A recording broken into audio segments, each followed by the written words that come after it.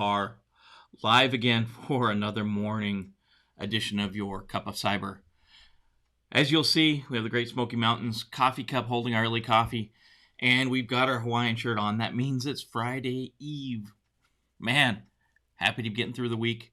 It seems like each week gets longer and longer. So much to do, so little time, but the weekend races up on us. So, if you've been playing along at home, you know, Thursday we've been talking about RMF 2.0. Some changes from the original RMF that should be noted. And this morning we're diving into the Authorize step. This used to be step 5. Now it's just the Authorize step. So, talk about what happens in this new version of the Authorize step. Also, we'll be talking about National Giving Hearts Day.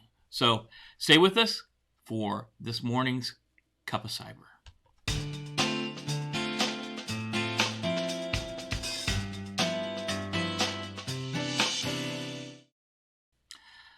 Oh, here we go. So, it is National Giving Hearts Day. This is the 13th year that this has been going on.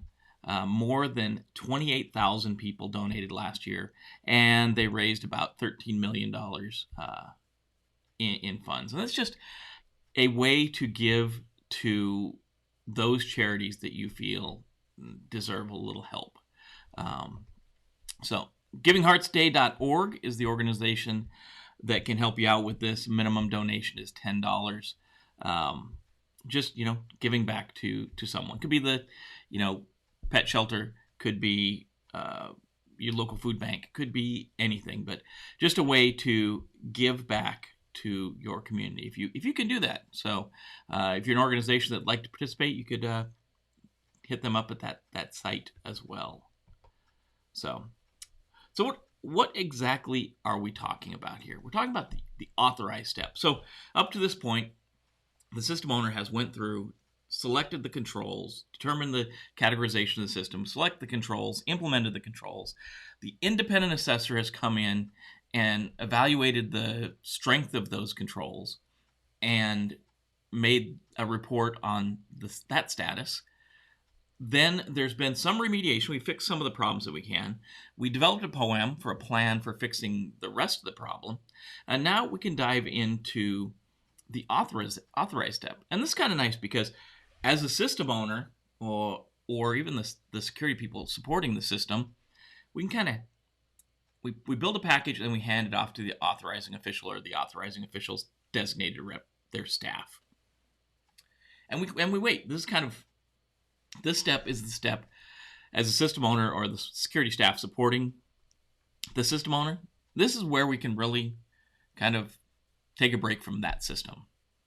More than likely, we're doing other work, either on another system or maybe on that same system, continuing to work off some of the deficiencies. But this is really where we can get in and, give that packet off for good or for bad. However it is, we're turning it in. We're trying to get an authorization decision. And normally we want an ATO. So as we start going through this, the first task, and we in this normally, up to this step, like last step was the assess step. So all of the tasks were A1, A2. They categorized C1, C2. But now this is the first time we've had a step that starts with the same letter. So we had the assess, and then we had the authorize. So now we have to call these something other than A1. So NISTA decided we'll call these tasks within the authorize step. We'll start them with R. So R1 is our first task in the authorize step. And this is assemble the authorization package and submit the package to the authorizing official for an authorization decision, right? I don't know why it says package there twice, but it was bad typing, I guess. So really the outcome for this one is an authorization package that's developed for submission to the authorizing official. And obviously, like we've said all along, we're going to go deeper into each of these tasks later. But think about it, we have to remember that there are 3 minimum documents that are required for the authorization package. And that's the system security plan, the security assessment report, and the plan of action and milestones. And remember, security assessment report is now the security and privacy assessment report. And we'll also have an executive summary that kind of sums up what's going on with the system. A lot of times that's in some type of cover page. So we'll have a cover page with this thing. So that's really what we do in this step, right? So you're happy. We can step away and be like, I just finished my authorization packet. I'm out. So that's the first task. Is just, and the nice thing is the system owner's already built the SSP, right? The independent assessor has already built the SAR, and the system owner in the last step should have already built the POEM. So we're actually assembling the documents, and really the work we're doing, making sure they're good, double checking them, and then throwing that executive summary, that cover page on them, wiping our hands off and turn it into somebody, right? So we're off and running, right? Next step, our next task. I should keep watching myself from staying step. Next task is R2. This is at the authorizing officials level now. Authorizing official, the risk executive function, authorizing officials designated representative, and other people supporting that level in the organization are going to be doing all this, right? So we're not going to do this at the system level. We're kind of waiting for it to come back. We've submitted our packet now. Now we're waiting for these things to happen, right? So they're going to analyze and determine the risk from the operation or use of the system or provision of the common controls. Remember, the common controls have to get an ATO just like a system would. So the outcome of this one is risk determination by the authorizing official reflects the risk management strategy, including the risk tolerance, is rendered. We're going to see, this isn't our ATO yet. This is a kind of a risk determination, right? But we know that those risk decisions that are going to come later, they're going to have to be, of course, based on risk. So we have to think about this, and we're going to have to determine what is the level of risk that's going to come from putting this information system live on our network. What's going to happen if we let this thing go live, be turned on, right? Next, R3, identify and implement the preferred course of action in response to the risk determined. So the outcome, the risk response for the determined risk are provided. And what's our risk response, right? And again, we'll go into these, but are we going to mitigate the risk? Are we going to accept the risk? Are we going to deny the risk? We've got some risk in the last task. We came up with some risks. We made some calculations on them. Now, what are we going to do? We're going to look at that risk and we're going to say that that risk rating's a little high. We need to do something about it. Let's put some mitigations in. Let's drive that risk down, right? So we're gonna have a risk response, right? So we're gonna, for each of those risks, what are we gonna do? There's a risk.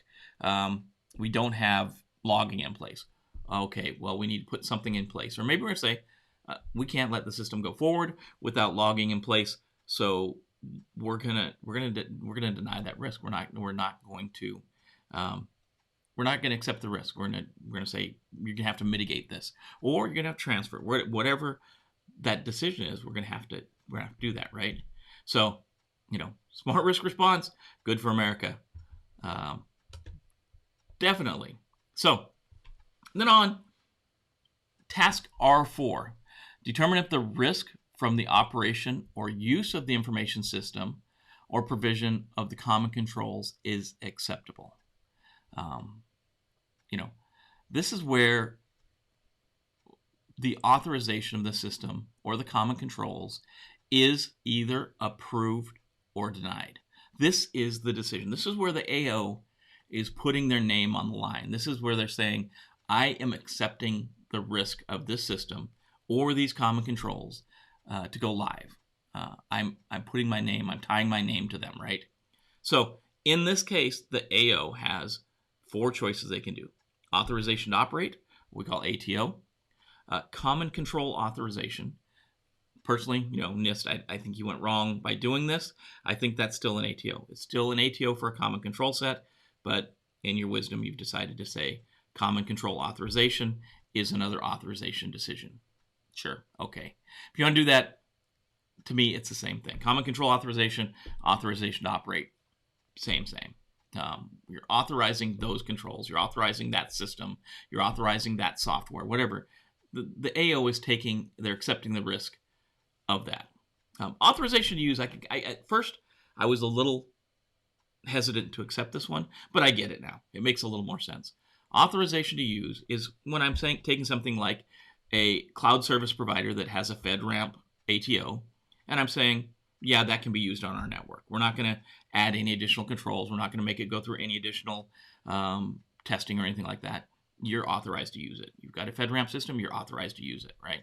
And then obviously the thing you want to avoid is that denial of authorization. You got denial, man. Your system's not going to go live. Something's wrong with it. It's too risky. It can't go forward. You got to do something. So you're not getting an ATO. You can't go live. And normally this is terrible. These are hard. They're hard for the AO to issue because they may have an impact on the organizational mission. But as an AO or an authorizing official, you have to stand on the line and say, this system is just too risky to go forward. So, that may be a hard decision to do, but at the end of the day, the AO is putting their name on the line for that system to operate. Now, should something go wrong with the system, should it cause a breach, that AO is really on the line. They're responsible for that dang thing. So, last task in the Authorize step, R5, report the authorization decision and any deficiencies in the controls that represent significant security or privacy risk, right? The outcome of this one is the authorization decision, significant vulnerabilities and risks are reported to organizational officials. So the AO is generally not top of the food chain. Top of the food chain for the system, but maybe they report to the chief security officer, chief information security officer, or some other leadership positions. So they have to keep those folks informed as well. So the AO will have to report those authorization decisions to someone. They should also provide the report to the system owner so they know your system's authorized or it's not. What your requirements are to operate the system. So normally there's going to be things in that authorization decision, like you're authorized to operate from the 1st of January till the 31st of December for 1, 2, or 3 years, maybe more. Maybe it's an ongoing authorization. You have to comply with the plan of action and milestones. You have to comply with the continuous monitoring program. Whatever those requirements, whatever the requirements the AO is going to levy against the system are spelled out in that report, right? So, it's important to let not only leadership know, but the system owner know what's going on with their system. All right, do I have an ATO? And what are the requirements for that ATO? So some type of report is presented to leadership and to the system owner, right? Your system is authorized. Roll on. Let's do this thing. So we get this report together and we get it out, and it's important to have all the whatever's required for your organization in that report needs to be in the report. Do you need a cover letter? We have sort of a problem here. Yeah, you apparently didn't put one of the new cover sheets on your TPS reports. Oh, yeah. I'm sorry about that. Oh, bummer. I forgot the cover letter. So you do all this work and you forget one little step. So don't do that. We're at the Authorize step. It's good to be close to the end. We're almost ready to put our system live on the network. After all this work, we're so close. So hopefully we didn't get a DATO or denial of authorization to operate. We didn't get that. So, we are, sorry, I got a little distracted by the sideline. We're ready to go. We're ready to implement our system. We're ready to put on the network and start doing great things for the organization. The next step we're going to do, obviously, is we're going to start monitoring the system in its operation. So we're going into O&M. We're going to operations and maintenance, and that's what we'll talk about next week. Hopefully, you're getting a lot out of this. Hopefully, you're getting something out of it, I guess. Obviously, if you like it, subscribe. Hopefully, if you're getting value out of this, tell your friends to subscribe. We need more people in this field. So hopefully this is an outlet to provide some type of training. Throw some comments in. Love to hear what you've got to say about the Authorize step. Does it make sense? We've added a couple things. We've moved the POAM from the Authorize step back into the Assess step. That, to me, that makes a lot of sense. What do you think about these authorization decisions? What do you think about the just from the good old days of authorized to operate and denial of authorization to operate to adding 2 new selections for the authorizing official? Love to see. Hit the bell. You'll be notified when new stuff comes out. And as always, be safe out there. Help secure the world. And we will see you tomorrow morning for the Friday edition of Cup of Cyber. Be safe out there.